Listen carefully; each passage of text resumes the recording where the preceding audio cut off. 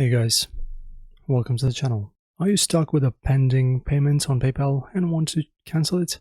You're in the right place. In this quick tutorial, I'll show you how to cancel a pending payment in just a few steps. So let me just give you quickly the steps to get this done very quickly. Firstly, of course, log in into your PayPal account, which I have already done, as you can see. Then, step number 2, go to the Activity tab and locate the payment you want to cancel. If it's eligible for cancellation, you'll see a cancel button next to it. So it should be somewhere in here. Now, after that, just click on Cancel Payments and confirm your action. The funds will return to your balance or linked account immediately, depending on the payment method used. And that's it, your pending payment is now cancelled. Guys, thanks for watching. If you like this video, press thumbs up, subscribe to the channel. See you next time.